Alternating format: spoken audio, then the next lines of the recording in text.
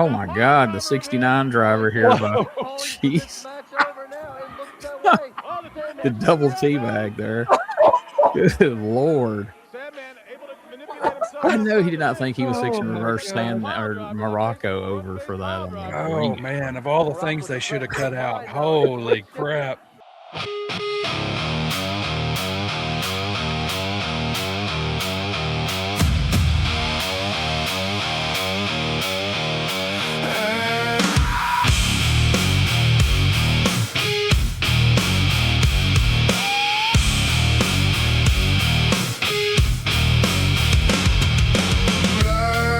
Canvas blueprints in the dust, back room roaring, broken teeth and rust, chain link press, swing and miss, call it pain, I call it this. Step in, step down, hear that floor shake now, hands up, heads low, something's coming round. Welcome to the wreck. Welcome to the wreck. We came for the wreck. We came for the wreck. Hit me hard. Hey everybody, welcome back to the Retro Wrestling Review ECW podcast. I'm Gene Jackson along with your new favorite podcaster. It's Brandon Wheeler. Brandon, here we are, episode number 9. We're into June of 1993. Starting to get hot, man. We are almost to the Super Summer Sizzler, and I'm looking forward to that one. Yeah, that one keeps getting more exciting by the week as we add matches and different pieces of the puzzle start to come together. Absolutely.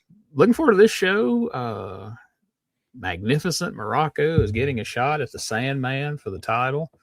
So it's going to be interesting to watch that play out. And again, like you said, we're building to the big Super Summer Sizzler. So I tell you what, we're not going to spend a lot of time yakking here at the beginning. Let's go ahead and get this show kicked off here. If we can pop this up on the screen.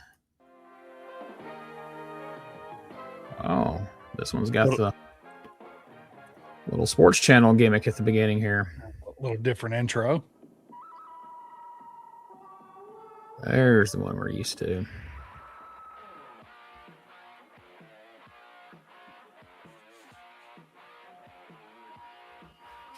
It's always weird seeing the British Bulldog and Jim Dale Neidhart in this intro.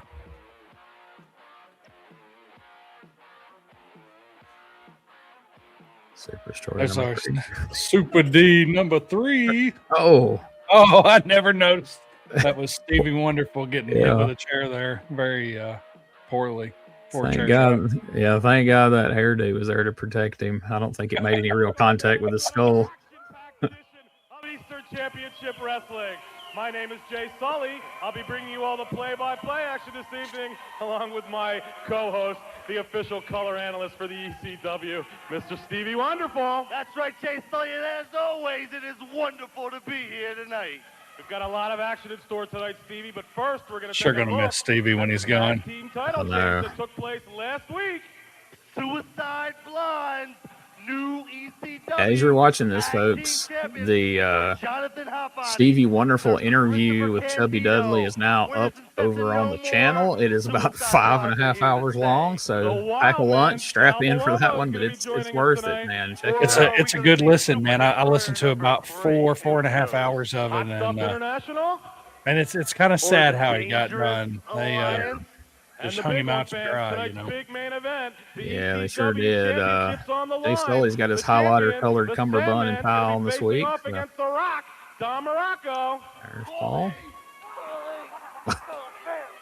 Oh. You know, you did such a good job for me the last time I asked you to scout. You wouldn't take the Dangerous Alliance's money. Do you mind going back, watching those 9 monitors again? You want me to do the director's job? Do the director's job! And when I come back out, the management Muraco to this rinky-dink, they ought to put the capital of the ECW in Disneyland, because this whole damn promotion is Mickey Mouse. If you don't mind, go back to the Mickey Mouse director's chair, tell me what's happening, so Muraco can take the title, and we can go to hell back to New York. Is that okay? I'll owe you one again. You owe me 2. You got it. Hey! Damn it. At this point, he might as well win 500. This week, huh? It looks like it's going to be a long evening for me, It's fans. gonna get a lot longer before it gets any shorter. Hey, Interesting that they decided to stick with Jay. That's enough for me, fans. Yeah. We gotta get out of here. Stay tuned, because we'll be right back for some more Eastern Championship Wrestling. Yeah, it's kind of a bummer. Like, we know Steve's not going to be around a lot longer, and then we lose him 2 minutes into the show, and To reshape the body is a relatively simple procedure. You begin Every by time I removing pick my the nose, it's full again in a few minutes. turning it into muscle in a more desirable position. what a weird This may be easily commercial for accomplished by Solo use of a Flex simple here. household apparatus. The SoloFlex fitness machine, just $39 a month. What a bargain. $39 a month. For That would have been about double that now. Oh, of course. Yeah. Wonder how long you'd have to pay $39 a month. Is this like 10 years? Like, Yeah, they don't really tell you how long it's going to be. Kind of like how when I used to work at the buy here, pay here car lot. Nobody cared about total price. I can pay that much a month. Sure, I'll take it. Yep. Yep, that's crazy. Oh yeah, I didn't mention it's for the rest of your life. But I can leave today in the car, right? Yeah. Yep. Ooh. Sir Christopher Candido winning the straps from Larry Winters and Tony Stetson. Let's take a look. Now he's just by himself. That's just weird. I know. You come out there and run Stevie off, and then you leave, and that's just poor Sully to. Oh, why did we show that again? We could have started the A ball, tape after yeah. that spot went awry. All things to show. You got the Suicide Bloods looking for some revenge after they were had a victory stolen from them last time. So it's getting to the point where we can always count on rewatching the tag title match from the week before. The whole match almost. Yeah, that's been the case the last few weeks anyway. Oh, damn.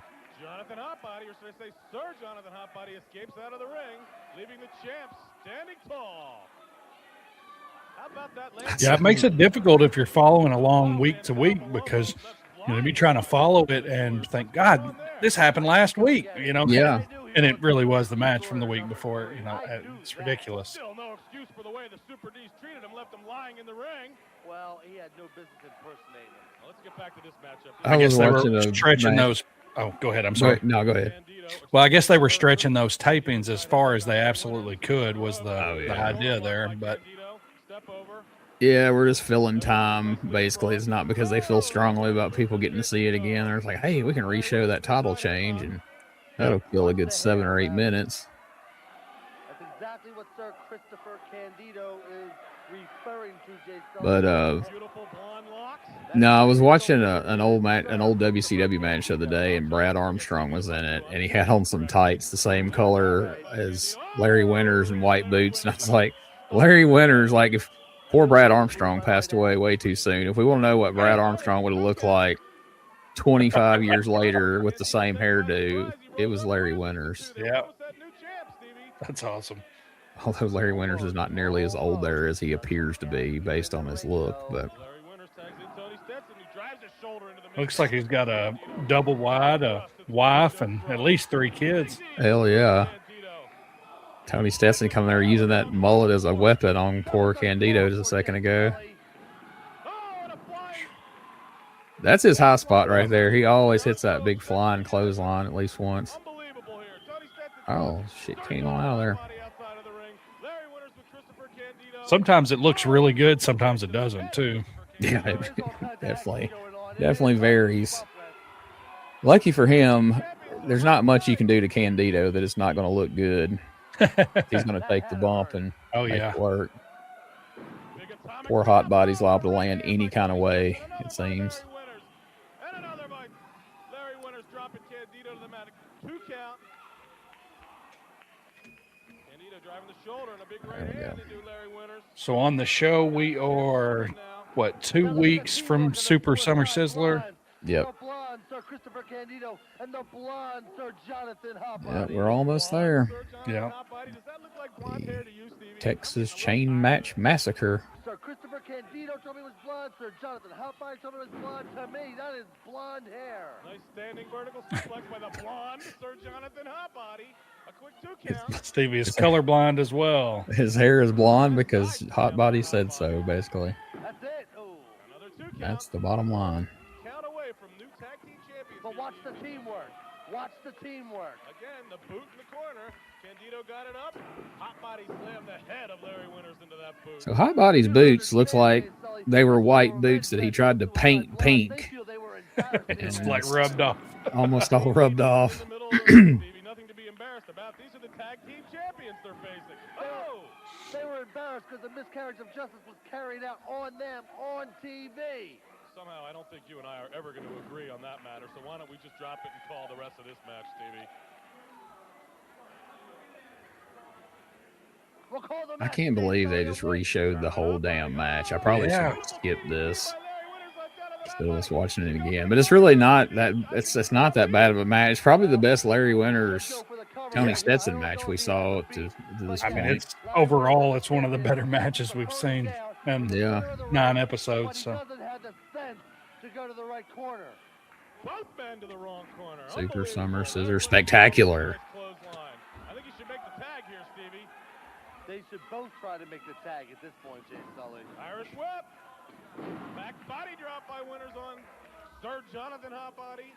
Sir Jonathan up in there. Whip into the ring post. Here comes Wish- Larry Winters. I like Jay Sully, but I wish we could have got some Corey Macklin in at least maybe for 1 or 2 episodes. Just to, Oh man, how great would that have been if they'd have man, traded out some commentary? That'd have been hilarious. Corey and Stevie Wonderful getting to work together. Hello, Stevie. What's so wonderful? I hear Corey. Certainly not your commentary. Sully, it's Sir Christopher Candido. So upset. Oh, nice roll up by Jonathan Hotbody. Come on. Winters, where's the He referee? attempted a small package, but he missed the leg. 1, 2, 3, we're the new It champions. was like a really small package, Uh-oh. medium-sized package. Huh? Apron. What's he got there, Stevie? What's that? He's wrapping around his fist. The support of the crowd. Oh, nice block by Oh, tossed it right to That looks like a chain. Jonathan in the process of getting Incredible. Up now, Jonathan. rocked in the face by. Hands by Larry Winters. God bless, he's hitting 47 times. Larry Winters You get punched in the face 47 times and don't go down. There's nothing tough about that. I'm guessing the instruction was he's going to punch you, but don't fall off the apron until Hot Body's in place. And Hot Body was screwing around with the chain and wasn't in place. They had to get punched 50 times. And Shit, what do I do?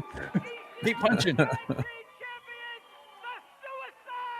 There it is, folks. You saw it here, fans. Oh, we're two whole episodes in with them on it, and they're the champs. Sir Christopher Candido. yep, greatest tag team in ECW's short history thus That's far. right. We'll be right back for some more hot Eastern Championship wrestling. Definitely the most Only- impressive tag team thus far. But The way that reads both of those matches, the only way to win is stripping your opponent's clothes off. And I was looking in the Observer, and that's the way Meltzer understood it too. Like when he explained, he was like, on the May 31st Wrestling Observer, he was telling about the big show coming up June 19th. And he talks about the chain match with Funk and Eddie Gilbert. yep. And he says there's going to be 2 street fights where the object is to tear the opponent's clothes off. First, Sandman versus Rockin' Rebel. And second, Peaches versus Tigra. So I'm hoping he's just misunderstanding that, because Texas Chain Match Massacre. I know I've seen that show in the past. I don't remember that being I a think I would have thing. remembered that. Yeah. King of Philadelphia, the living legend Terry Funk versus Hot Stuff Eddie Gilbert. with Now, I manager do remember Paulie Dangerously this ringside. part from when I tried to watch it the other night. Brawl. No rules, anything goes. Come as you There it is. The are. only way to tear off Girls your, not allowed in all the of your opponent's All clothes. of them. I mean, they specified, Jesus. like, they didn't give him an out on that. So Humiliation match. The only way Okay, to win this yeah. match I do remember what happens in the girls' match, but I don't remember what the Sandman Rockin' Rebel thing was. Gotcha. Special challenge added match, the ECW Dirty Dick Murdoch versus the Dark Patriot. Versus the return That's awesome. of Dirty Dick Murdoch. Special 4 versus 3 match, the Super Destroyer. Now, we've gotten ahead of what we've seen on TV here. Look at this match. Super Destroyers with Wildman Belomo versus Suicide Blondes with Hunter Q. Robbins. None of that's transpired. Yep. First time ever, back-to-back. And there's going to be an even worse spoiler here in a minute. Jimmy Superfly Snuka to face off against JT Smith. If Snuka wins this one, he will face the new Pennsylvania heavyweight champion, Iron Man. Yeah, I was looking at some results. Apparently there was a Pennsylvania heavyweight. Look at this. Revenge match. Larry Winters versus Hitman Tony Stetson, First Blood. We've seen nothing happen between them on TV other than they lost, but there wasn't a turn at the end. But, you know, Continental would do this shit sometimes, too. Me and Robert watching every once in a while. They would run the promo for the upcoming card, and it would get ahead of what's actually happened on the television show. But usually just in the same episode, maybe by like one segment or something. But gotcha. Well, again, you know, we were talking about stretching everything as far as they could. I wonder if that just kind of got out of line and nobody caught it till it was aired. Oh, I'm sure. I mean, this is, I'm sure, as low budget as it comes, you know, the behind the scenes anyway. Well, because when you start looking at when they were taped and when they aired, you start getting 2 and 3 and 4 weeks out. And so people are just going in, editing these things, plugging in stuff. And I'm sure somebody's like, oh, okay, when this airs, we're going to need to be pushing the Summer Sizzler card. Let's just plug in this promo here, forgetting that, oh, yeah. At this point in the show, Hunter Q. Robbins is still with the Super Destroyers. Tony Stetson and Larry Winters haven't turned on each other yet. And Sal Belomo is still the enemy of the Super Destroyers as he's about to wrestle one of them. But, you know, 1993.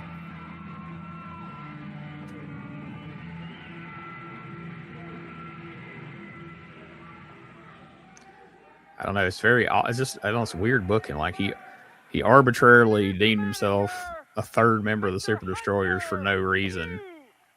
And now he ends up aligned with them after all. Yeah. I'm totally lost on the booking here. Like, I don't get. And Eddie Gilbert's booking was usually pretty solid. It usually made sense. It'd get kind of crazy at times, but at least it was logical. So right. Well, I mean, I guess the feeling there is he must have been in a little bit of a bad way here at this point anyway. Or maybe, you know, maybe he was, maybe somebody else was pulling the strings, you know, at that time because of that. Who knows? Well, you know, we've talked about on the USWA show that, you know, Embry's complained over the years that he was getting a lot of interference, that like he was the booker, but yet there was people interjecting things and stuff like that. So who's to say that Eddie's booking the main angles and Todd Gordon went like, hey, wouldn't it be cool if we did this with Sal Belomo? And Eddie's like, I don't give a fuck. It's Sal Belomo, whatever. He came out with a mask on last week. He has to be called Super Destroyer number 3. And what a marvelous disguise it was. Well, had me fooled there just for a minute, but I do have to admit, Stevie and I did figure it out. All this, you know, the stuff with Paul is pretty good. So I have to feel like it's not him that's, you know, in control at this point. I mean, no, by all accounts from like Todd Gordon and his book and different interviews with different folks, he didn't, I mean, other than just being Eddie's friend, I guess maybe they're riding a car together, maybe kicking some ideas around or something, but at this point he had no true booking power at all. Gotcha. That's your problem. You need to stop thinking and just start broadcasting. But I mean, I know it's been said that, you know, they got to be friends in Continental when he came in as Eddie's manager, but they traveled everywhere together and they would, you know, bounce ideas off each other in the car, right? Different stuff like that. So, well, that's kind of what I was getting at. You know, behind the scenes, not purposely realizing he was being directed. That, you know what I meant, right? Or what I mean. But yeah, whether it was Todd Gordon or Paul or whomever, Belomo himself, you know, this is far enough down the card where he's like, all right, we'll try it, see what happens. I don't give a shit. I don't know. No. I have a tough time believing this is Eddie's booking. No, but this does feel like to me maybe like, all right, Super Destroyers are big roughneck dudes that are hard for some of these smaller guys to work with and get a decent match out of. Same for Sal Balomo.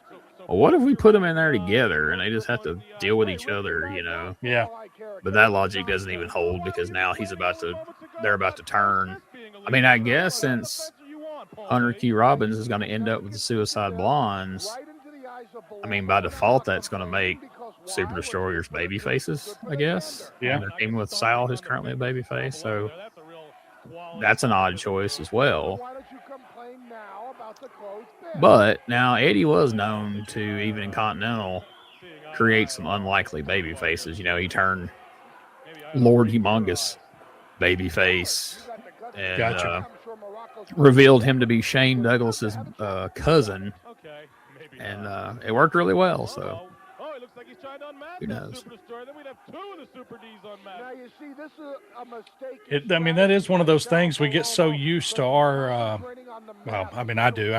You're all over the place, so I'm sure it's something you pay attention to a lot. But you know, in the past, I've got so used to my quote unquote market or whatever. You assume that that's just how wrestling is or what have you, and stuff that works you would never think works, and different places. So.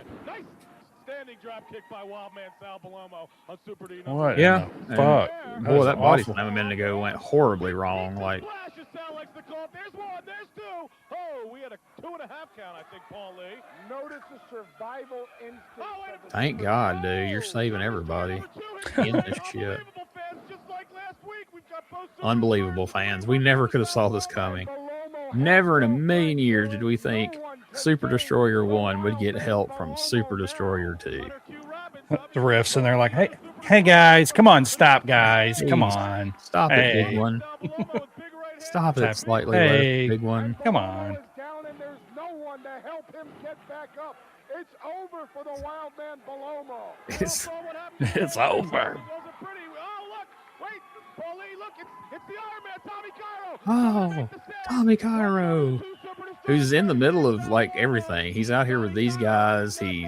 If Snuka beats JT Smith, he's going to wrestle Tommy Cairo. He was tagging against somebody different last week. I don't remember who. Yeah, I have to think somebody's high on Tommy Cairo. Yeah, like we just need to get more Tommy Cairo on the show. I don't care what it is. Well, he's got that bald spot. It's fine. Yeah, the best thing too, put him in the ring with the biggest guys in the whole fucking show. Yeah, that he won't be able to use any of that strength against. Oh, God bless. You son of a bitch.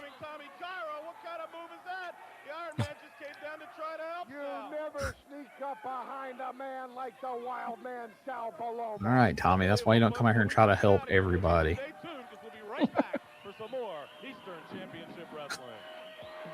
That's why he's the wild man, Brandon. You never know what he's going to do. Never know what he's going to do. He'll attack the man that tried to help him. The return of Dirty Dick.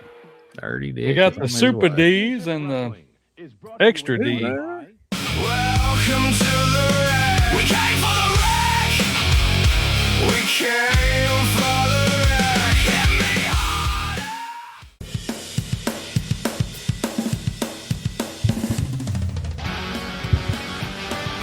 Tired of the same boring wrestling podcast? Need something with attitude, chaos, and maybe just a little cussing?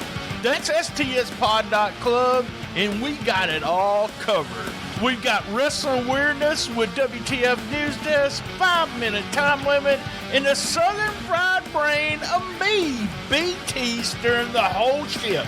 We also have rolling into Memphis every week about the current Memphis wrestling. Interviews, hot takes, and wrestling outrageousness so wild it might get you banned in 12 states. That's right, it's SDSpod.club or search all podcast catchers for Shooting the Shiznit. where wrestling podcasts grow chest hair. Not sure what that meant. Love my mama.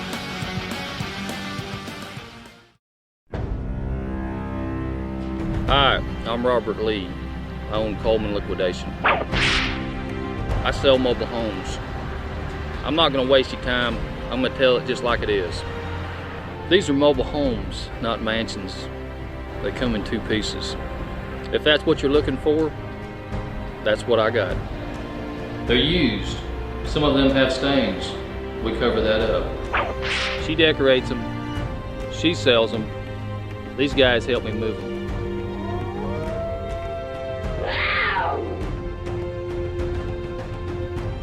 A bouncer in Birmingham hit me in the face with a crescent wrench 5 times. And my wife's boyfriend broke my jaw with a fence post. So if you don't buy a trailer from me, it ain't gonna hurt my feelings.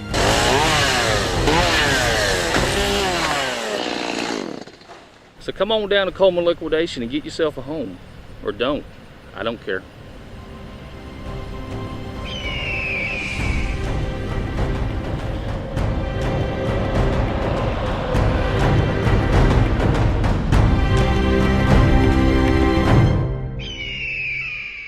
Really looking forward to the Super Summer Sizzler Spectacular Fantabulous whatever.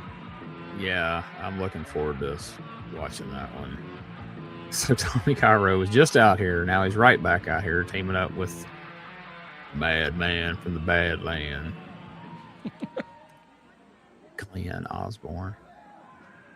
Tommy Cairo was like, look, man, we'll just come out to my music because your shit sucks. He's like, dude, I ain't coming out to Skid Row. Sure, he went back there and was like, should I put the leather jacket on? They're like, you were just out there, dude. Just go out there like you are. Come back with this do-rag on and everything. Little Yeah, leather just cap. Pull them right back off. Wow, I did not have any idea that Jimmy Snuka and Eddie Gilbert teamed up this many weeks in a row on ECW. That's crazy. He's not really getting on a microphone. I don't know, man. Like I think it's probably safe to bet he was in rough shape at this point. Yeah, I think, or he was just out of it. You know what I mean? He was just over it. I mean that whatever. I feel like he hasn't talked or anything on screen in weeks. Not since Paul showed up. I feel like maybe Heyman was able to be like, "Hey, man, I'll do the talking.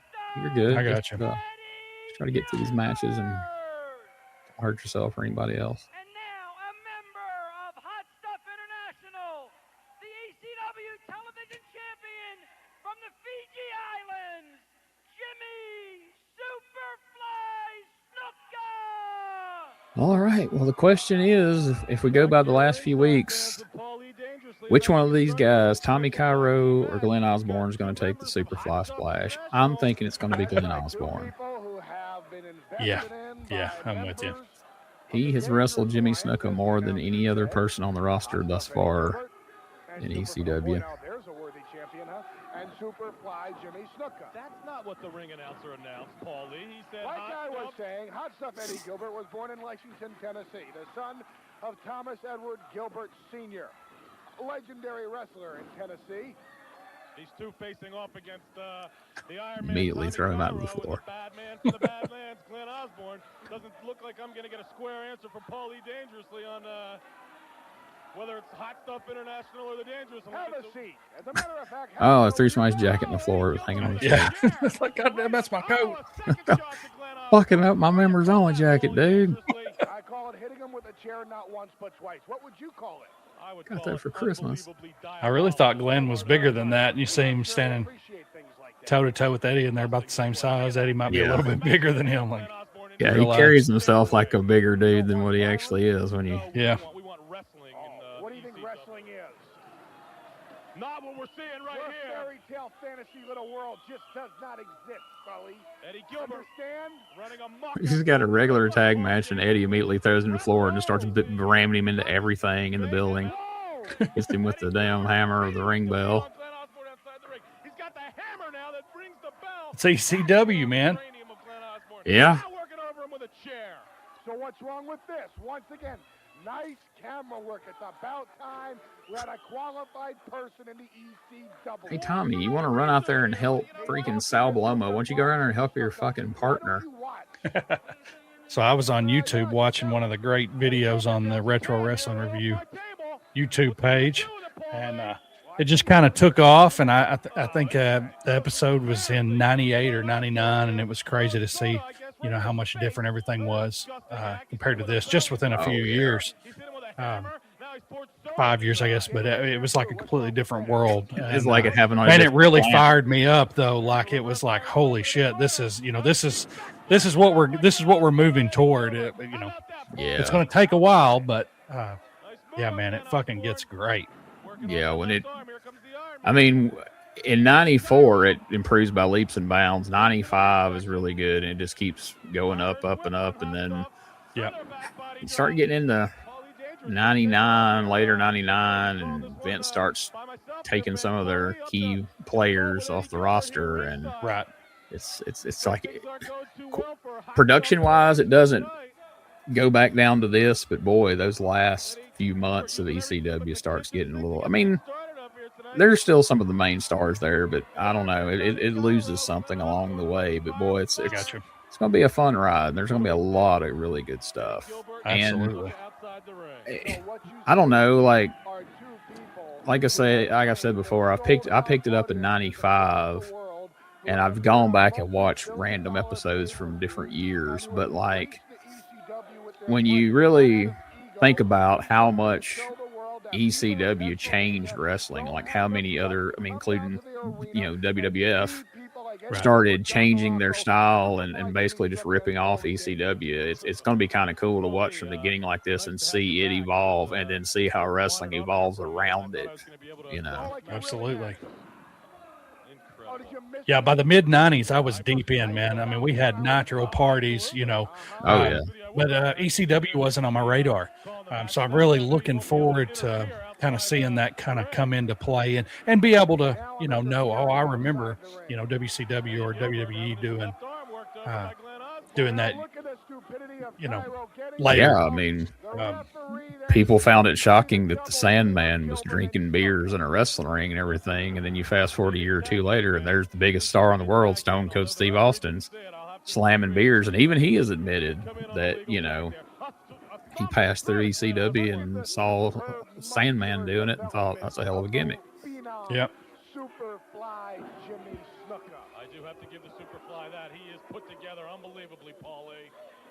He must work out many hours a day. But, you know, you have to wonder if ECW hadn't have brought along some of these innovations and changes and took the business in a different direction, what would have happened to WCW and WWF had they stayed on the path they were on? Because like WCW was headed towards, you know, Glacier and Mortis and all that kind of cartoony video game type shit. And then you look at like 95 WWF, when ECW was really starting to hit its stride, and you've got, you know, TL Hopper and the Goon. It's Bill Irwin as a hockey player, and, you know, all these just cheesy ass gimmicks. Yeah. Steve Austin is the ringmaster, and, you know, if they hadn't had ECW to take ideas from and build upon, I don't know what would have happened to the wrestling business, honestly. I mean, I'm sure they would have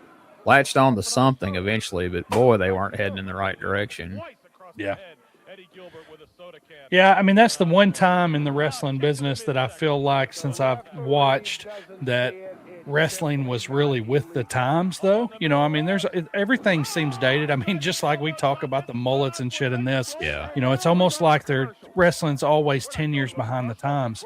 Wrestling was right on the times because of ECW. Yeah. Like you said, but, you know, do you remember any other time when it was like that? No. And that's definitely the biggest money, or, you know, the biggest boom, I guess, in our lifetimes. I mean, I guess maybe during the boom period of the mid 80s when Hogan was big, you know, rock and wrestling, all that, it was kind of the time. to some degree, but then the problem was they just didn't keep moving. They just kind of latched onto that and stayed there. Yeah. And you know, maybe that was not going more realistic. Maybe that was the mistake they made and why it died off at that point, you know. Yeah. You think they would have learned from that, you know? You think that like somebody would have been like, all right, this shit isn't working. Like, delusional. Yeah.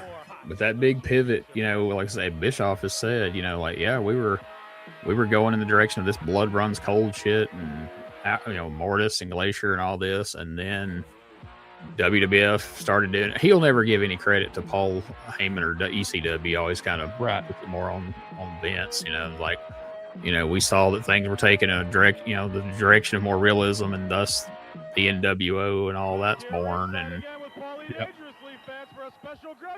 whoa, is Max Thrasher got his face painted up now? Or is that a mask he's got on? Yeah, it looks like he's got a hockey mask. Oh, that's all right. There he goes. After 3 or 4 vicious headbutts to JT Smith. Well, shit, headbutts. Hell, it looked like a Halloween mask. It looked thin as shit. What the fuck? Yeah. All right. That was worth interrupting. I was going to say, excuse the interruption, fans, but you're welcome. Max Thrasher's the fucking Jumpin' Jay. Jumpin' Jay. Taste of some of the many matchups you'll be seeing in weeks to come on Sports Channel Philadelphia. As well, let's put him in a mustard yellow shirt in front of a yellowish background.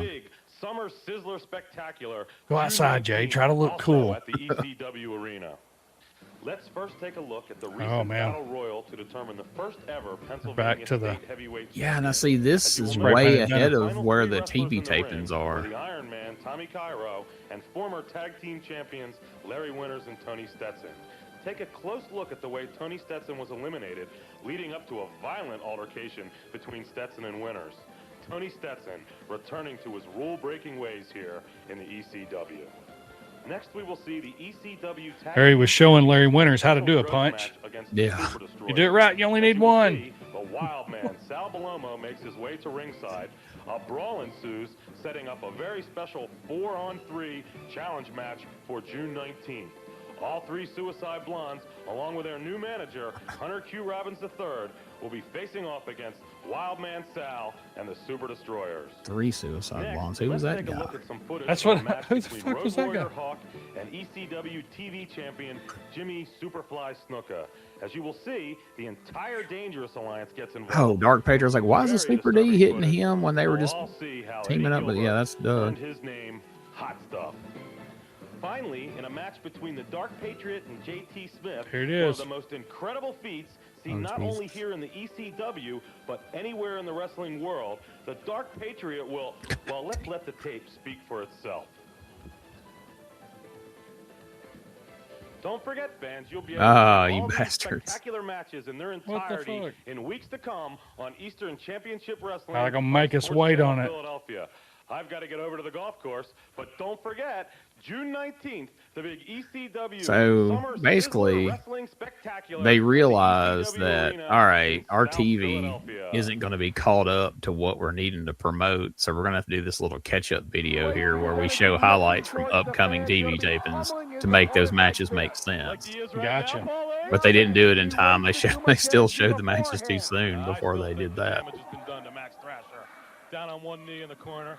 Oh, Max trips up, JT. Speed on the ropes. BT sent me a message last week, and he had watched this last week's episode, and he said that JT is what we Southerners would call cock strong. He had some pretty brutal suplexes, I believe, is what it was. I can't remember now, but fighting with the referee. Oh no! Now it's JT's turn to turn the tables. There's one. There's two. And the referee's not going to see his feet on the ropes. Victorious here in the ECW over Max Thrasher. Oh well, gotta go. Bye bye. All right, fans. Paul Lee's out of here.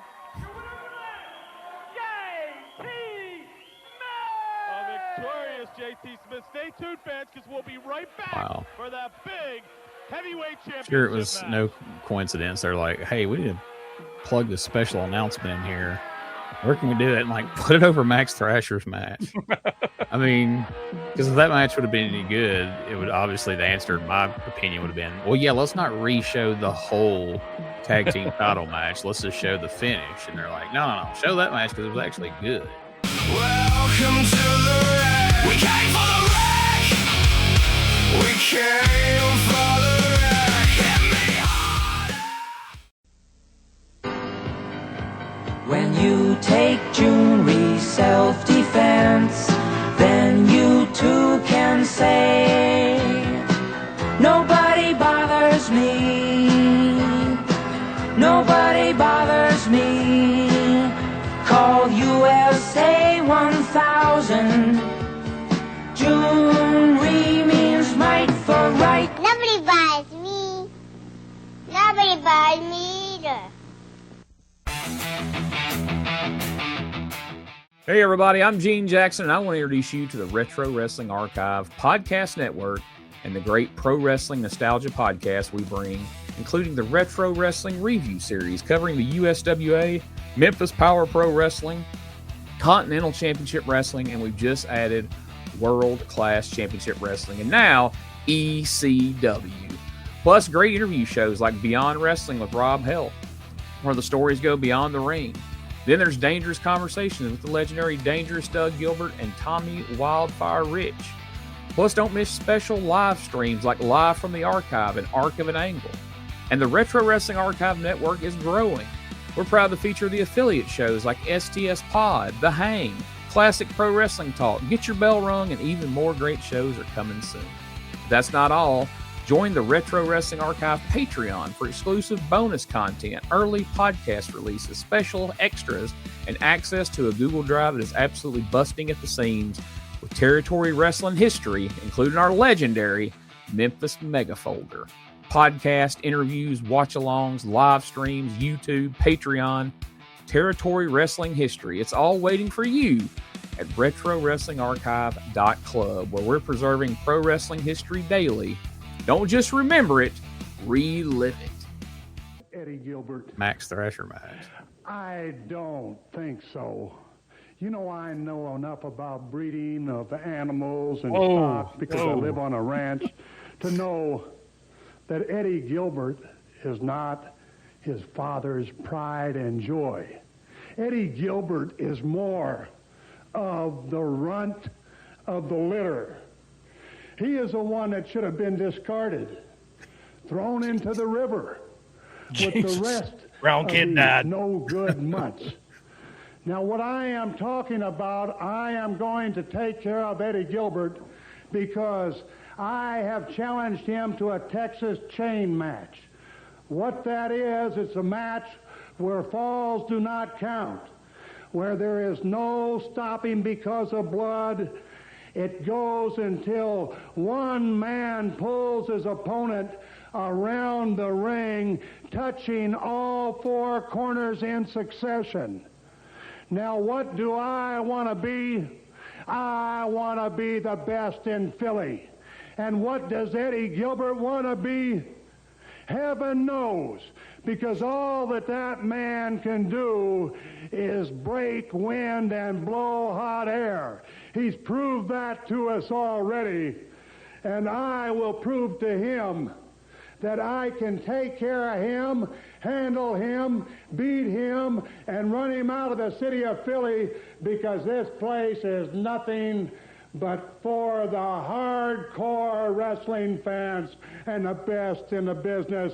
Eddie Gilbert, you don't measure up, pal. Tickets are going fast, fans. June 19th, the ECW Super Summer Sizzler Spectacular. 8 big main events. First time 8 ever main in events. Philadelphia. Hardcore heaven. A Texas chain match massacre. No stopping for blood. No time limit. No DQ. The winner to be crowned the official King of Philadelphia. The living legend Terry Funk versus Hot Stuff Eddie Gilbert with manager Paul E. Dangerously ringside. Philadelphia street fight brawl. No rules. Anything goes. Come as you are. Girls not allowed at ringside. The Sandman versus the Rockin' Rebel. Cat fight humiliation match. The only way to win this match. I sure hope tear that's the not both clothes matches. completely off I your think opponent. Meltzer was No one allowed misunderstanding at this. ringside. Truly to God. Demanded by the fans of Philadelphia. Miss Peaches. I think that's versus just after terrible the, yeah. Tigra. Special challenge added match, the ECW title contention match, the Dark Patriot versus the return of Dirty Dick. Dirty Dick Murdoch. Special 4 versus 3 match. The They don't. Super If that's the Destroyer rules of that other with match, Wild Man Dirty Sal Dick may be Malomo out before to take Murdoch on the ever gets a Suicide chance. Squad. That zipper comes down a little more on Sandman's. Hopefully little Sandy doesn't pop out. Robbins III ringside. First time ever, back-to-back TV title defenses. TV champion Jimmy Superfly Not Snuka necessarily. to face off JT Smith against may JT win, Sully. Smith. If Snuka wins this one, he will face the new Pennsylvania heavyweight champion Iron Man Tommy Cairo. And a revenge match. Former partners How would you not just say the winner has to defend against Tommy Cairo? Because you're basically giving away that Snuka's going to win. Right. For ticket information, Because if call the JT wins, why would he not hotline have to at defend against Cairo? Cairo, you only get a shot if Snuka's the champion. But if Don't JT forget, wins, fans, you don't get a June shot. 19th, the ECW Arena in South Philadelphia. ECW Super Summer Sizzler Spectacular. About a tongue twister. Stevie Wonderful. Stevie, I There we never go. thought I'd be happy to see you back here with ringside I like with the me. Texas Fellas, Chain anything Match I can do to Massacre. help out my Yeah. friend Paul E. Dangerously and the Dangerous Alliance, I will do it at any time. Well, as you would say, isn't that wonderful? It's time for the big one, Stevie. Time for tonight's big main event. We've got the champ, the Sandman, facing off against the newest member of Hot Stuff International, Don Muraco. Absolutely, absolutely. You got Newest Paulie member, he's been Dangerous on the around for outside. weeks You got now. Peaches on the outside. You got Muraco and Sandman on the inside. We're ready for war here on Sports Channel. Paul E. Dangerously ringside, the lovely Miss Peaches ringside. Somehow, I don't think There that's, should have been more even people matchup, telling him Stevie. this That's gimmick's not dumb fair. as Well, fuck. we're having a bit of a contest in Yeah. there a minute Right. ago. See who was the real beach bum. And who won, Stevie? Well, he's got the belt, doesn't You he? know, I mean, it's kind of telling Oh, that there's no mention of the heavyweight title in Sandman's match against Rockin' Rebel at Super Summer Sizzler. Yeah. Sully, they're called glasses. Look into them. Not to spoil anything, folks. I'm not trying to be BT up in here, but, you know, just think about it. Don Muraco just trying to play mental games with a referee. BT has invaded us 3 times in this episode now. Yes, this will be his favorite episode of ECW. That's right, man. That's right. What is that? I can't quite make Peach it has out, got a Stevie. Paulie What Sucks is that? chant going there. No comment from Stevie Wonderful here, for once. I think they're chanting for Paul E. Dangerously to give I think Dave would have stopped the show and asked him to say something else. Todd Gordon. Again, no comment. This time from me. Bless her heart, if she's the one that gets stripped at the Summer Sizzler, there's not going to be a lot to see, is all I can say. No timeouts in professional wrestling. Hey, if the Magnificent Muraco wants a timeout, we have a timeout. I was a 14-year-old boy once. I remember what that looks like. Collar and elbow tie up. Muraco working the champ back into the corner. Looking for a clean break here, fans. What do you think? I think we got to watch Peaches on the outside. Pat fighting back to Sandman. Don Muraco wouldn't give the clean break. Oh! It was like, did you really think he was going to go over the top rope, Sandy? Come on, man. Stevie, what's going on here? Well, Paulie's come over to regroup with the Magnificent One. Little ring strategy possibly from Paulie Dangerously for the Rock Don Muraco? Possibly, but that's really none of your business. It's the Sandman's business. He's the champion. He's standing in the ring, standing tall, waiting for the Rock Don Muraco to come back in if he decides to. Standing tall, that's because he's got platforms on his boots. I don't think so, Steve. It would be awfully difficult to wrestle in platform boots. And who dresses the Sandman? He doesn't even know how to pick 2 of the same color boot laces. Hey, that's colorful day glow. That is a fair question. Who dresses goes- Sandman? He goes after his shoes, though. That's the first thing he thinks of is his fucking boot laces. Don Muraco working over the champ in the corner. Irish whip into the opposite corner. Wow, that one moved the whole ring. The Sandman, though, back with a nice clothesline. They need to check Sandman's sweatbands. Don Muraco outside. I'm not even going to acknowledge. Is that Peaches? That's Peaches. Yeah, not really. Check the other one. For what? What can he possibly be hiding in his sweatbands? You don't knock the Magnificent Muraco off his feet like that and not have a loaded sweatband. What do you mean? This is the champion, the Sandman. He can knock anyone off his feet. You know, we've seen you. You've cosplayed Jimmy Garvin. You've cosplayed Michael Hayes. Are you going to show up somewhere with a Sandman wetsuit? Let's get back to the ring action here, fans. The brand man. That would be awesome. Moves into a nice side headlock on the Rock Don Muraco. Grinding down on that headlock. Mr. Sandman. All right, Stevie. Muraco whips Sandman in the ropes. Oh, that's the flip. There's two. Oh. Stevie out there doing the Lord's work. Hell yeah. Proving why he should be on the entire episode of these shows, not just when Paul Lee can't be on the mic. Knew how to get the leverage all the way over to Dude, roll out of that like, predicament. watching Sandman in like 95, 96, and forward, I never would have imagined that Sandman in his life had ever done a sunset flip, a backslide, like any of these wrestling moves that we're seeing. I didn't think he ever had learned any of it. Wow. No, he just wasn't very good at them. Decided not to do them anymore. Yeah, I was like, that's stupid. I get a lot bigger reaction when I just punch and kick and hit people with a stick. So. Sully, pay attention to the match. Stop looking at Peaches. Collar and elbow tie up, fans. You're losing your I'm sure glad to see his physique didn't degrade to get into the, the drunk Sandman gimmick. Working on that shoulder area. Wasn't like he was jacked before or anything. Big guy over, but it's not happening. Paulie dangerously up on the ring apron, diverting the referee's attention, and Don Muraco. You know, it's funny because a lot of times for like reunion shows and different nostalgia shows, like guys will show up like in old gear that they hadn't wore since a certain point in their career. But luckily, Sandman never showed back up in his wetsuit for old time's sake at any point. Oh, man. Could you imagine Sandman now? I know you've seen his podcast and stuff, and he's got like all this hanging skin. Oh, it'd be gross. Oh, that's rough. He'd have rolled out there at one night stand in the wetsuit and a surfboard in his hand. Would have killed the whole show. Possibly Miss Peaches. I don't think so. She's as loyal as can be. Oh, Don Muraco, what do you call that? That's rough. Karate Man. move there? Shut up, Sully. Do you think if Peaches had her choice of going with a surfer like Sandman or a man who lives on the beach like the Magnificent One, do you think she would stay with the beach bum Sandman? Yeah, I don't even think peaches are accurate there, getting a shot of that top she's got on there. I hardly think so. Don Muraco brings the champion up to his feet. I guess Mosquito Bites doesn't have the same ring to it for a name. But, oh my God, the 69 driver here. Jeez. The double teabag there. Good Lord. I know he did not think he was fixing to reverse Sandman or Muraco over for that. On the Oh, ring. man. Of all the things they should have cut out. Holy crap. But he's still in control here. I can't believe that. I missed that my first go through, man. That was worth the price of admission. Like, you got to clip that shit. Yeah, we can do that. I hope that's not a spot they actually called. Like, all right, you go for the tombstone, and then we have each other's junk in each other's face for an uncomfortable amount of time.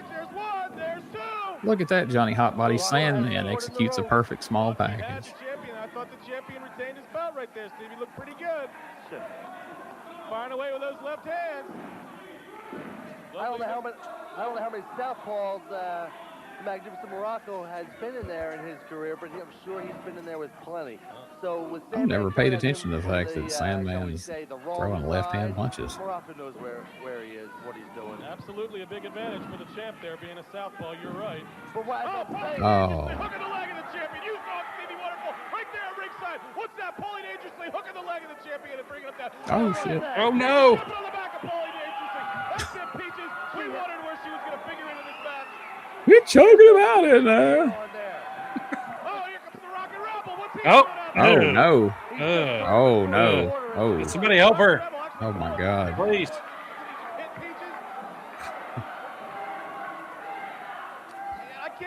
Speaking of the Rock and Rebel, folks, get ready. Me and Brandon's going to have a special bonus episode all about the Rock and Rebel and his horrific ways coming up soon.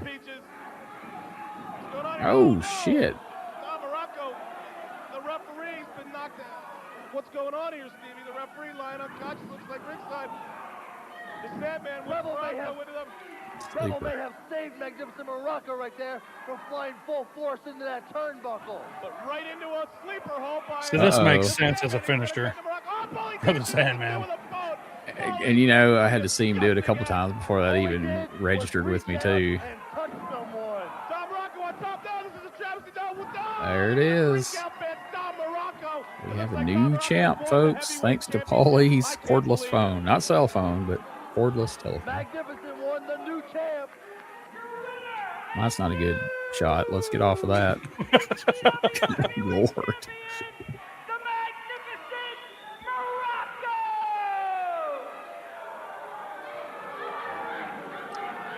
Well, here comes the rest of the Dangerous Alliance / Hot Stuff International to celebrate.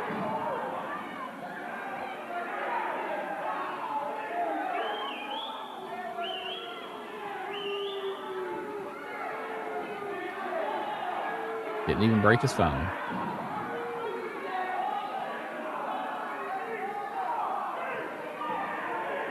You think when he went town to town, he was like, hey, I'm going to need to plug this in your office. I got business to do.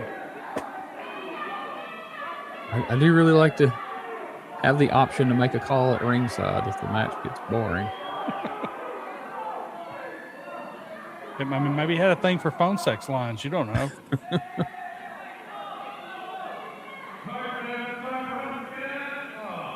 May have been what happened when you called that ECW hotline. It was Paul Lee at ringside talking on his cordless phone. Hello? What's going on? And the champion's name is the magnificent Don Muraco. Get over here. Hey, Eddie. Champ, say a few words to your many, many fans. I want to thank everybody for all the calls and the letters. My mom and all everybody that gave me all their support. And I want to tell you. He's blown up. Yeah.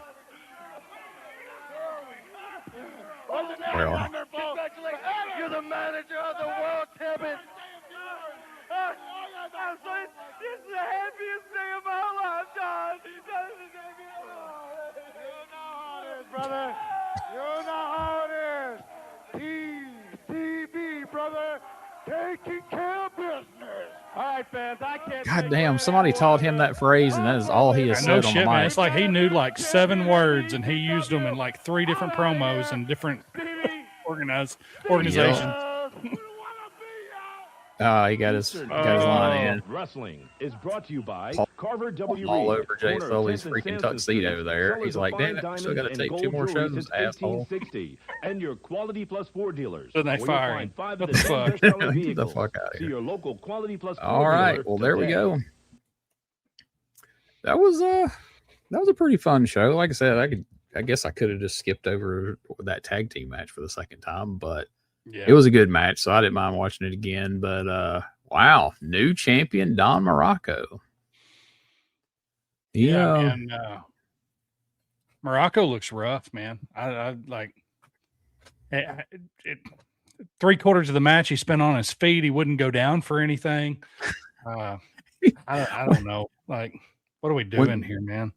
When they got in that 69 pile driver position, Yeah. when Sandman went over the ropes, he tried to hook Muraco around the waist like he really thought Muraco was going to come over that rope and reverse into him being in a tombstone position on the ring apron. Are you kidding me? No, not at all.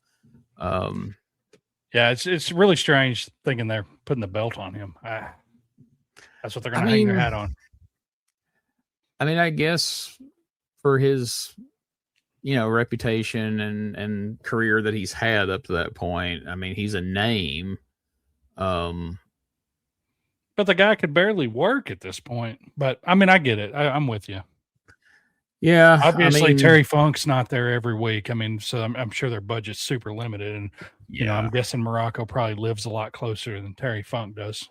Well, he lives in Hawaii for real, but okay. His wife. So the story goes that his wife worked for the airlines, and he could fly free wherever he wanted to go. Gotcha.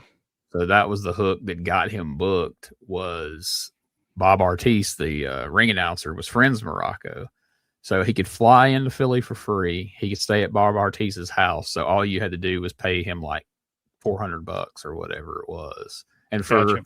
the guy who had his resume, that was a pretty good get for that price. So, and I think it's probably more. We got the TV title on Snuka. We want to get the 2 top heavyweight titles, or the only heavyweight titles for that matter, on members of the Dangerous Alliance. Eddie probably didn't want to put it on himself, so there's like, we know, everybody will, the ones in the know will talk shit, and so fuck it, let's put it on Muraco. Yeah, I keep harping on Eddie. I guess I'm just kind of disappointed. I know that he's not here for very long, and I was hoping to see some stuff, and it's just in the place for it. It didn't really get his chance here.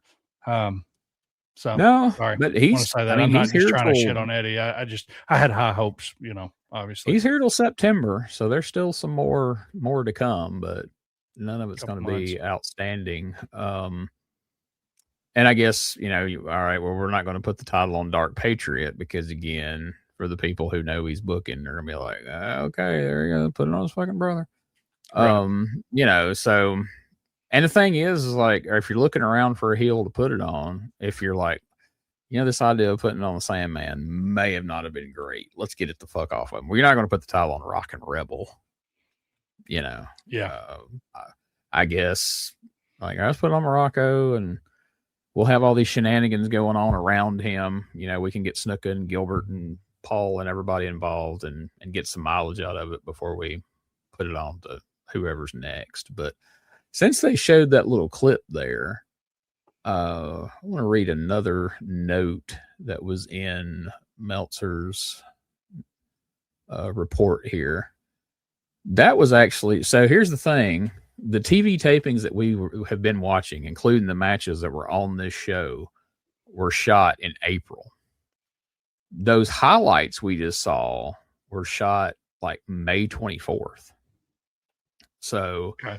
He says that he got a report that, let me find it here. Yeah.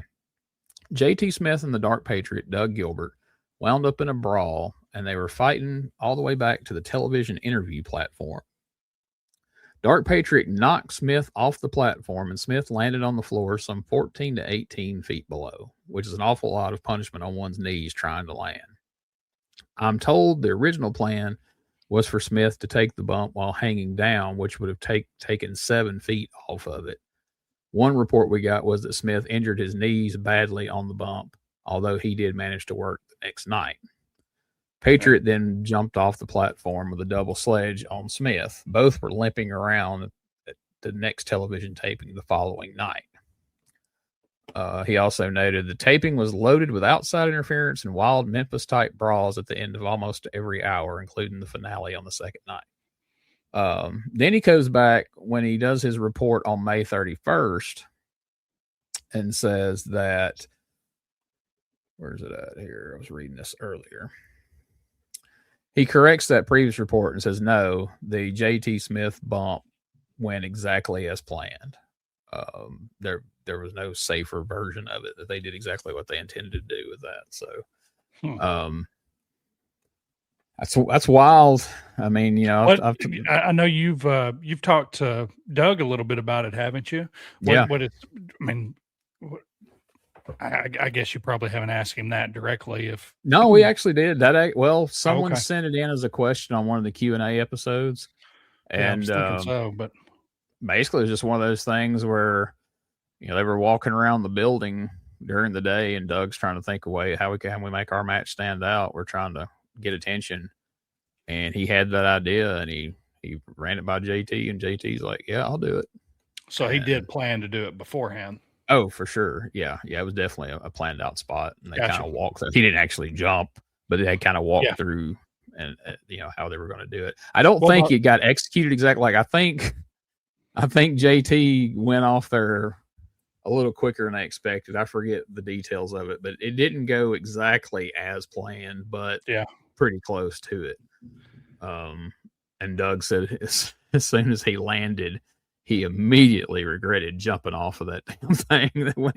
If you notice after they do that, the spot when they have like the scaffold match, like you see Eddie helping up and helping down the aisle. He's like, that was legitimate. He's like, I couldn't have stood up and walked on my own at that point to save my life. Yeah. He's like, he said it was hell on his knees, but I bet. But yeah, there you go. That was just kind of odd that we show that card early in the show. That's like, what the hell are some of these matches? And then they interject that video into the Max Thrasher match to say, oh, wait a minute, here's what happened at recent tapings. You'll be seeing this on TV as we go along. And I know I mentioned this before, but one thing that's I guess kind of be kind of strange about ECW as we move along through the years is these events like Super Summer Sizzler. We can sit down and watch it as an event and talk about the whole thing. However, most of those matches, some will be cut down, some will be shown in out of order. Most of those matches we'll see again as the TV show. And that goes straight up through until we get to about the 97, 98 era, because Bob Anderson was asking me that. He's like, so how are y'all going to handle that? He's like, are y'all going to watch the events and then have to turn around and recall it on the TV show? And so that's another reason that I want to do those as a separate show so that, it's not like somebody's going through watching and listening to the podcast and like, well, shit, I got to watch those again. Yeah. They'll have the option like, hey, here it is on Rumble, go watch it. But if you don't want to spoil the TV show, you don't have to. It's there, and as far as us calling it, it won't be a big deal. No, and it would, that would be a fun show to get multiple people on, maybe get the other half of the crew on or something. Yeah. And just kind of pick it apart. Definitely. Once I see, like we kind of figure out when we want to try to record that, I'm going to reach out to Jamie Ward and see if he wants to come in on that one, or at least say half of it. Yeah. And then, check with Bob, see if he wants to sit in on all or part of it.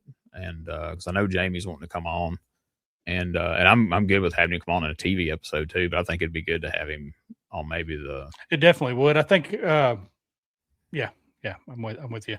I think coming on a TV episode would be a great opportunity to have some discussion because, a lot of this stuff we just kind of end up watching because nothing's really going on to talk about, What can we say right now? Like, this is what's happening.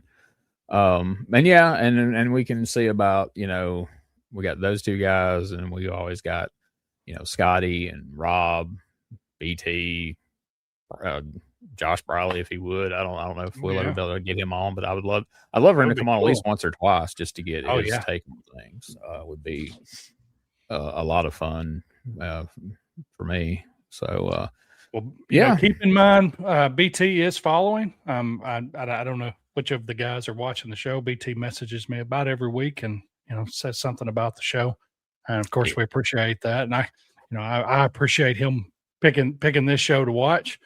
And I appreciate the criticism at this point, but he might be a good one to get on there because he'll know what's going on up to this point. So exactly. And I know most weeks after the show drops, at some point, Scotty will say, hey, I just watched the ECW show, and comment on some things. And, Rob will usually bring up something. So I think everybody's tracking it with us. So that's cool. So they're not just jumping in blind. If we have them come on, they'll know what's going on.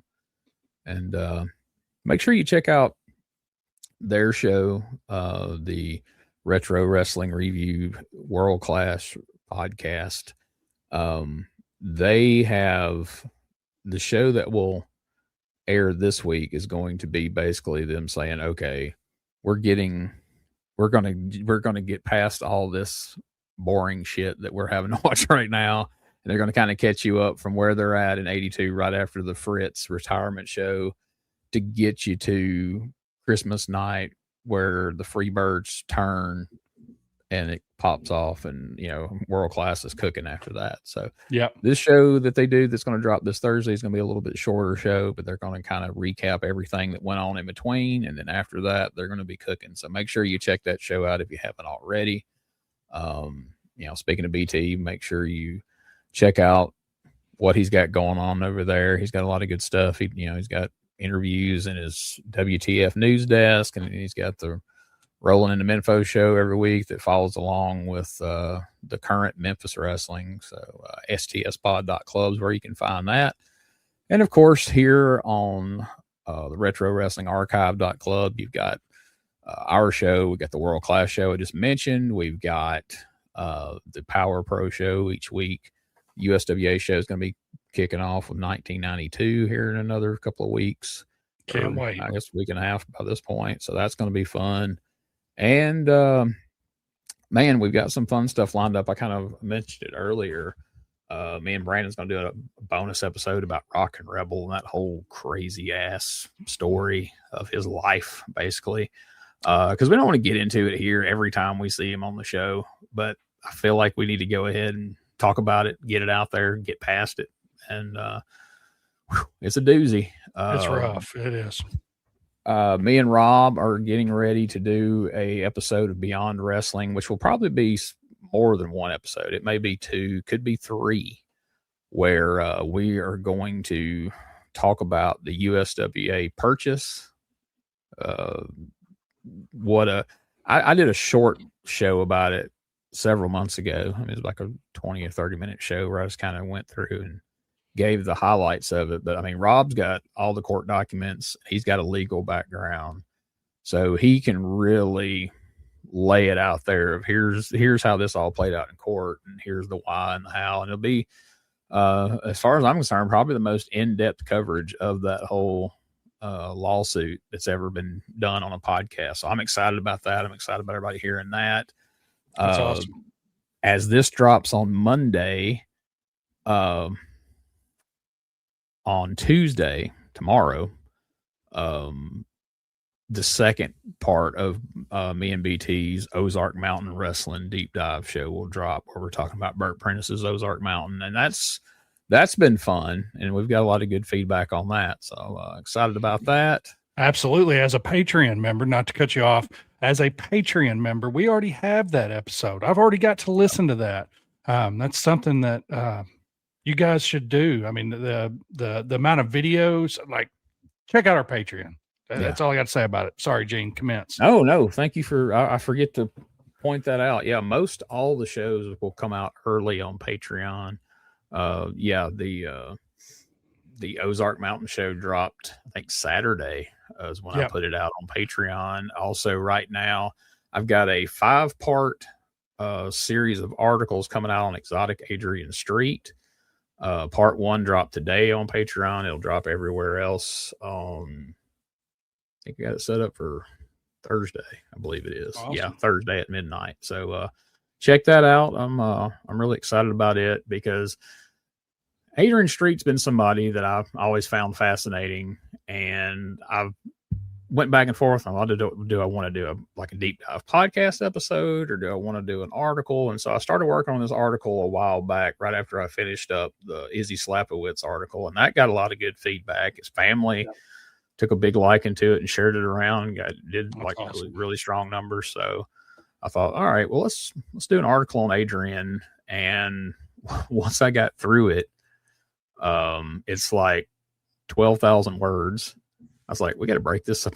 I can't just kick this out. It was like 47 pages long. I'm like, I can't just put this out as one big ass article. Like, nobody's going to sit and read all this at once, like a mini book. So, I broke it up into 5 logical periods of his life and career. So I hope everybody likes it. I hope some people will learn something. Like I say, Adrian Street, one of the most interesting character studies you can do in wrestling. I mean, just an interesting life he led, and just the psychology behind that gimmick, both as a heel and as a babyface, is just an interesting study in human psychology in general, and seeing how the fans reacted in both those scenarios, and in a very different world. Like in 1980, I think it was 83 or 84, there's a match on Mid-South Wrestling Television. And again, 1983 or 84 in the Mid-South territory. Bill Watts is running this thing. We're in Oklahoma, and Adrian Street kisses Terry Taylor on the lips shocks Terry so much he's then able to roll him up, win the television title. And, you know, there was talk afterwards. Jim Ross told this on a podcast one time that Bill Watts was like, you think this is going to be a problem? Like, I knew he told me he was going to do something, you know, kind of strange for the finish, but I didn't know we were going that far. He's like, we're allowed to get kicked off TV in some of these places. And he said the switchboards lit up that when that aired, Wow. yeah, now, you know, Adrian would be a hero. And have a whole following behind him. And if you had a problem with it, you'd be the piece of shit.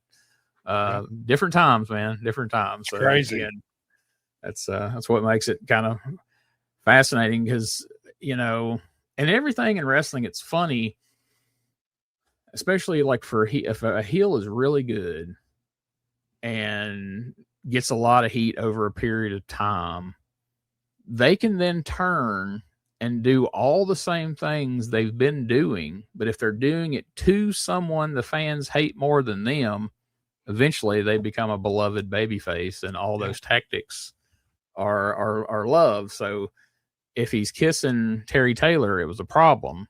Fast forward, you know, 2-3 years later, you know, if he's out there pinching Robert Fuller on the ass as a heel and he's a babyface, then everybody loves it. So pro wrestling. Yeah, man. Crazy. Can't beat it. But I guess that's going to be it for this week, folks. We're going to be back next week, episode 10. Can you believe we're almost 10 weeks into this and it still feels very new, but things are coming together. They are. We're starting to make sense. We're starting to get some storylines, seeing some payouts. And I think once this Super Summer Sizzler event takes place, that will lock some things in place, and we'll be rolling right along. And you know, Stevie's around longer than initially I was thinking, so that's cool. But he's not around long enough for my taste. And you know, Eddie's in here till at least September, but then he'll be gone. But then after that, man, that's when Paul E gets his hooks in it, and things start changing pretty quickly. And that's when you start seeing guys like Shane Douglas come along, and this is kind of his first run as a heel. You know, he had been, he'd been white meat babyface Shane Douglas, and then he's dynamic dude Shane Douglas, and so he's going to get to come in and be the franchise, and you know, Sandman will start transforming into the Sandman we all know and remember. And at some point, eventually, Sabu's going to show up, and that's, you know, a game changer as well. So good times ahead, man. Rob Zukowski will be here. Thank God. He will have decided to be Rob Van Dam by then, and he doesn't bring one hung low or whatever that fucking guy was in Memphis. Yeah. But it's they put some really good, like, going back and what, and you know, I said that about it makes it weird sometimes watching those events, but like that's what stood out to me when it started coming on Sports South at 1 a.m. when I was in college. You know, you'd see the first Sabu Rob Van Dam match was on ECW television. And you got like Doug Furness and Phil LaFawn out there having matches against Sabu and Rob Van Dam on TV. Dreamer and Brian Lee, and you know, Raven and Dreamer, and just all these things. I mean, yeah, every once in a while El Puerto Riqueño would get jobbed out, or you know, something like that. But you got to see some really, really solid stuff on TV. It's not like, you know, we all love Memphis, but boy, when you go back and watch it like we do week after week after week after week, you start going, man, boy, the TV wrestling wise, like the angles are great, the promos, it all makes up for it. But it's like, damn, you can count on one hand through the entirety of 93 and 91 that we've covered in full. You can count on one hand how many good matches have been on TV. You probably can cut a finger off or two and still count how many really good matches we saw on TV there. So, that's definitely something that makes ECW stand apart from the other shows that I think it really will in a couple of years. Oh, hell yeah. Hell yeah, for sure. Like, I don't know, man, the way time moves so fast these days and everything, like, I know that before we even know it, we'll be sitting here on this show talking about, one of the big famous ECW feuds. And like, man, it seems like yesterday that it was, Glenn Osborne and fucking Larry Winters and these guys out here. And now that feels like 10 years ago. It's only been, well, just a couple of months. I accidentally got my episodes mixed up a couple of weeks ago and watched ahead. I think it was like in December, and it looked like a completely different show, man. Yeah. It's going to change so fast. We're just here for the ride. Hell yeah. Welcome to the wreck, as the song says. That's it. We're here for it. So, and we're glad you're here for it too. So thank you for joining us. Hey, tell us what you think in the comments. If you're a longtime ECW fan, but like us, you're kind of watching this first year of 1993 for the first time, or there's things like, oh shit, I didn't know that, man. Share them in the comments, or come on the Facebook page and comment on things, and join our group, join the Facebook group, the Neutral Corner Lounge, man.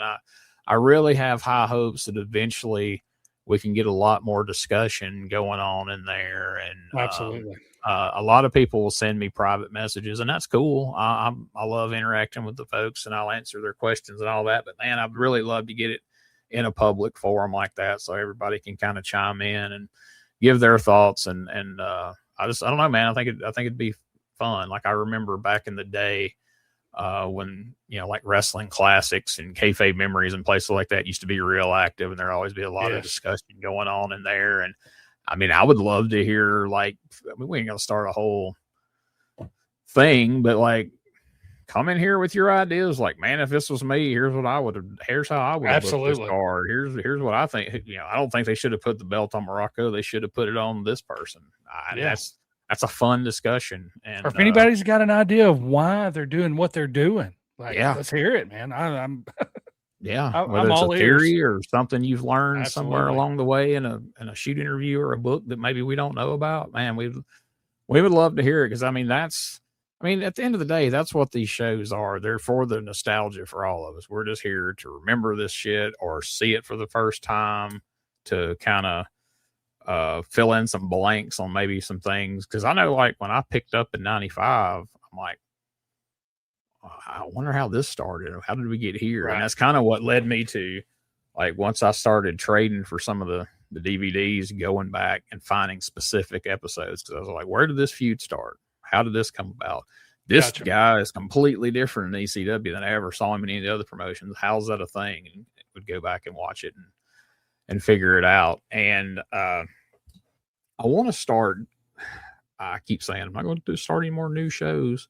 I don't really consider this a new show, but I want to start maybe doing a thing, maybe every other week, once a month, twice a month, of doing like a live watch along, just specifically on Rumble, of just random shit people want to watch. Not a show like Arc of an Angle or this, where we're watching every episode every week, just like, hey, what do you guys want to watch? And we throw something in the mix.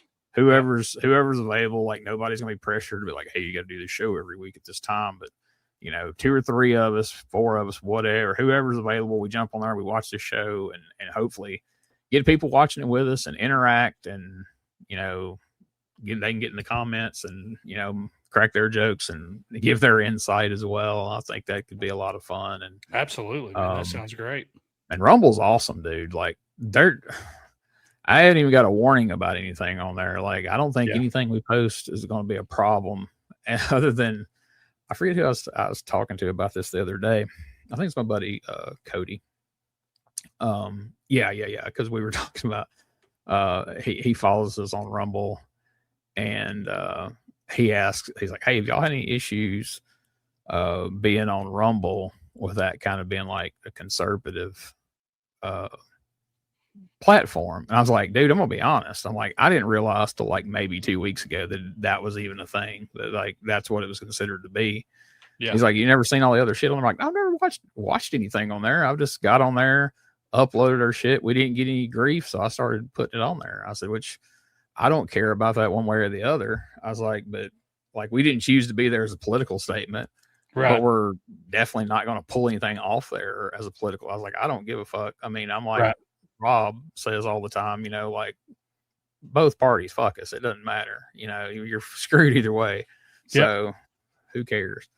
But we were talking about, you know, he's like, well, what made y'all go there? I was like, dude, because we're getting our shit pulled off of fucking YouTube and Facebook every time we turned around. We're getting videos pulled down. I'm getting, you know, fucking strikes against me and all this shit. And inevitably, like I said, I got 2 strikes in 2 days on videos that had been on my channel. Both of them had been there for like a year and a half, nearly 2 years. And That's just one crazy. day they wake up and like, oh, the opening theme song to Memphis Wrestling is a copyright strike. I was like, so I got hit for 2 videos. I was like, the crazy thing is, I said, that theme, I said, I had 80, 81, 82, 83, 84, 85, like all the way down the line. I had all those shows up, and nearly every one of them had that theme at the beginning. But I got copyright strikes on For 2 of them. That's crazy. I said, and within 90 days, if I'd have got one more, they would have nuked my entire channel. I was like, so I had to go and pull down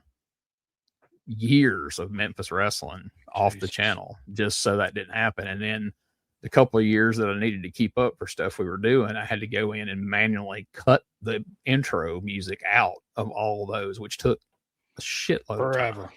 Yeah. I said, sucks. meanwhile, you get on fucking Rumble, dude. I was like, there's people with old Coliseum videos and pay-per-views and all this shit on there. Not a peep. Nobody gives a shit. I was like, so more power to them. Yeah. So hell yeah. I It's like said, the Wild West, man. it is. I said, I want us to get more people watching us there. Like, I want us to get more followers. I said, but as weird as this sounds, I said, I don't want the platform to become too popular, because Right. when it does, it's going to put a bunch of eyes on it. And then people are going to show up wanting to regulate it too. And 2 years from now, we might start having our shit pulled down over there. And then what do? You know, you're fucked everywhere. But I said, for now, it's the shit. So we do Power Pro on Facebook and YouTube because we hadn't had any grief. And then here Saturday before last, they pulled us down in the middle of the show the week we were streaming live. Apparently, live streams are judged harsher by them than just videos you upload. I got you. Because there was nothing on that show that was any different than any other Power Pro show that we had done up to then. But and I probably shouldn't say this here, but that's the first one we've ever actually done live. I mean, they streamed live, but we've never actually been. That's the first one we did live. The show's halfway through, and I get a notification, we've pulled your stream due to copyright issue. But the crazy thing was, we had that at that moment. We had that thing streaming to YouTube, my personal Facebook, the Retro Wrestling Facebook, BT's personal Facebook, and the Shooting the Shiznit Facebook. Yeah. Facebook pulled down my stream on my personal page, BT's stream on his personal page, left it alone on our 2 podcast pages. 45 minutes after the show's over with, I get an email saying, oh, we apologize. The issue has been removed. There's no copyright issue with your show. It stays up. Wow. But they had already deleted it off our other 2 Facebooks. There was no way to bring it back. I was like, That's some bullshit. I was like, what the hell? And the thing that really chaps my ass, they don't even tell you what part of the show was the problem to start with.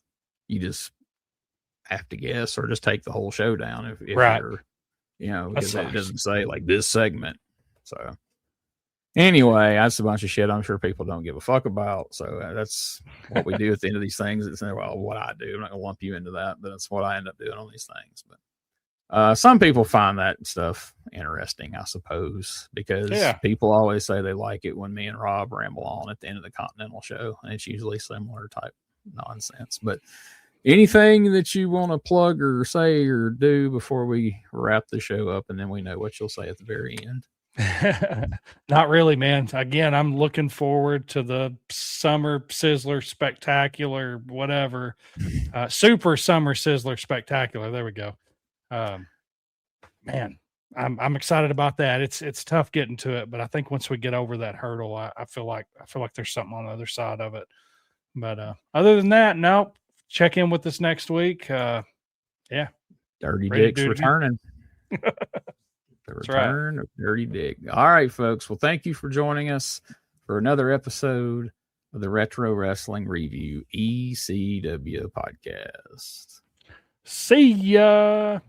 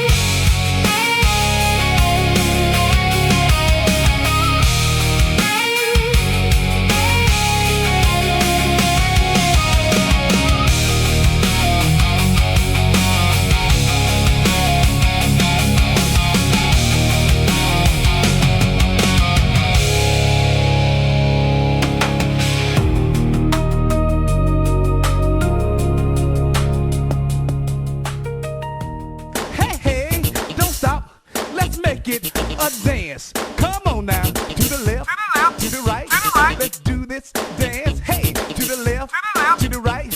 Let's make this a